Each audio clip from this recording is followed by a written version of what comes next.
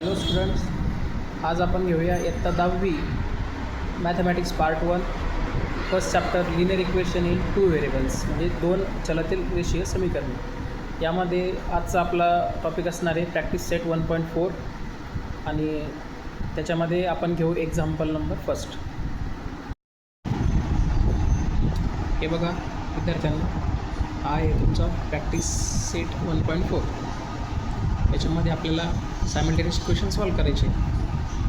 तर example number first जे आहे 27/x-2 plus 31/y+3 is equal to 85. Equation first. आणि 31/x-2 plus 27/y+3 is equal to 89. हे जे दोन इक्वेशन, बऱ्याच विद्यार्थ्यांना काय होतं, हे जे डिनॉमिनेटरला एक्स आणि वाय जे काही आपले व्हेरिएबल्स आहे याच्यामुळं ते थोडंसं डिफिकल्ट जातं सॉल्व करायला. याच्यामध्ये काय करायचं, आपल्याला जो कोइफिशियंट असतो हा न्यूमरेटरचा 27 आणि हा 31, इकडं 31 आणि 27 हे अल्टरनेटिव्ह असतात. हे बघा, इथं फर्स्टमध्ये 27 आहे तर इकडं सेकंडमध्ये, आणि इकडं सेकंडमध्ये 31 आहे तर इथं फर्स्टमध्ये.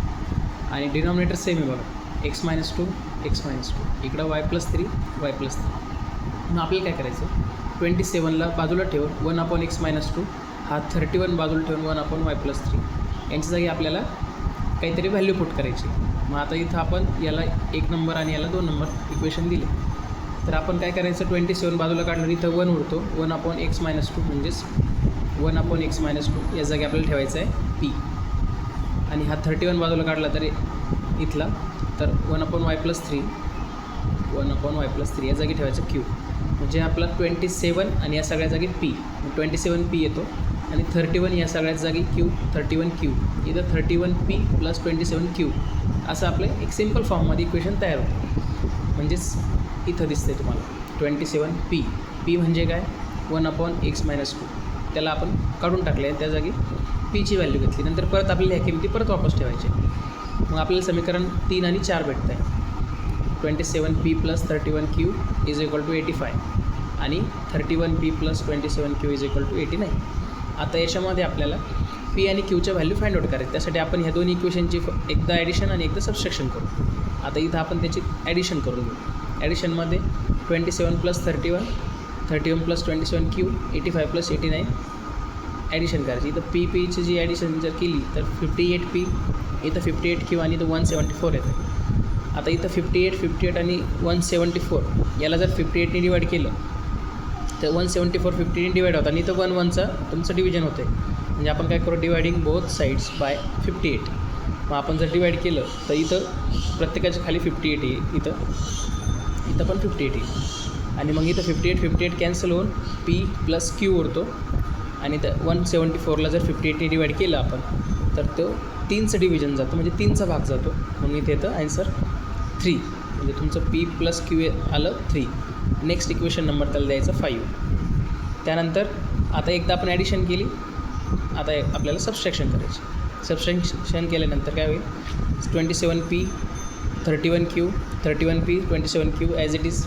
सबस्ट्रॅक्शन केल्यानंतर 27 मायनस 31 तर -4 येतं, p as it is. Plus 31मधून 27 गेलं तर +4 होतं, q ॲज इट इज. आणि 89मधून मायनस केल्यानंतर -4 येतं. इथंही 4 आहे लेफ्ट साईडला आणि राईट साईडला पण 4 आहे. म्हणजे आपण सगळीकडे 4नी डिवाईड करू शकतो. म्हणजे 4 होतील कॅन्सल. मग उरतं काय, -p plus q is equal to -4. आता आपल्याला हा -p प्लस करायचा आहे तर सगळ्यांना मायनसनी मल्टिप्लाय करायचं. तर मायनस हा प्लस होईल, p प्लस हा मायनस होईल, हा -4/4 +1 होईल. म्हणजे p - q इक्वेशन भेटलं 6. इथं आपलं इक्वेशन भेटलं तर p प्लस q 3, इथं भेटलं p - q 1. आता q इथं प्लस आहे आणि इथं मायनस आहे, त्यामुळं ॲडिशनमध्ये हा q कॅन्सल होईल, तुम्हाला p ची व्हॅल्यू भेटते. म्हणजे नेक्स्ट आपल्याला करायचं आहे ॲडिंग इक्वेशन 5 आणि 6 जे आपल्याला आत्ता भेटले होते. मग इथं p प्लस p होईल 2p, q इथं कॅन्सल होईल, तो येणार नाही. 3 आणि 1 होईल 4. हा 2p आहे, हा मल्टिप्लिकेशनचा गुणाकारातला 2 आहे, ह्या साईडला येऊन तो भागाकारात होईल. म्हणजे 4/2 होईल, 2 2 जा 4. म्हणजे p ची व्हॅल्यू भेटली तुम्हाला, p इज इक्वल टू 2. आता ही व्हॅल्यू आपण 5 आणि 6 पैकी एका इक्वेशनमध्ये ठेवू शकतो. जर आपण ती व्हॅल्यू सबस्ट्रॅक्ट इक्वेशन 5. हां, म्हणजे आपल्याला काय करायचं आहे आता इक्वेशन 5मध्ये P is equal to 2 value ठेवायची. तर P plus Q is equal to 3 आणि 2 plus Q is equal to 3. मग आता आपली इथं पीची जागी 2 ठेवली आपण. मग इथं काय येणार 3. आपल्या ह्या इक्वेशनमध्ये पीच्या जागी 2 ही व्हॅल्यू ठेवायची. म्हणजे पी प्लस क्यू 3 आहे तर इथं 2 प्लस क्यू येईल. हा 2 इकडे जाऊन काय होईल -3 - 2 1. म्हणजे क्यूची व्हॅल्यू भेटते आपल्याला 1. म्हणजे पीची व्हॅल्यू भेटली होती आपल्याला 2 आणि क्यूची व्हॅल्यू भेटली आपल्याला 1. आपल्याला काय करायचं आता हे जे व्हॅल्यू आपण पहिले ठेवल्या होत्या की P is equal to 1/x - 2 आणि Q is equal to 1/y+3. तर इथं पीची व्हॅल्यू ठेवली 2, हा 1/x - 2 जसंच तसं. तर मग इथं हे भागाकारातलं इकडलं डिव्हिजनचं इकडं जाऊन मल्टिप्लिकेशनमध्ये गुणाकारात होईल. हा 1 इथे as it is 2 × x 2x 2 × -2 -4 2 to the 4 हे minus as it is 1 as it is. हा -4 इकडे येऊन 1 + 4 किती होईल 5. 2x = 5 आणि गुणाकारातले जे 2 आहे इकडे जाऊन डिवाईडला जाईल ती भागाकारामध्ये.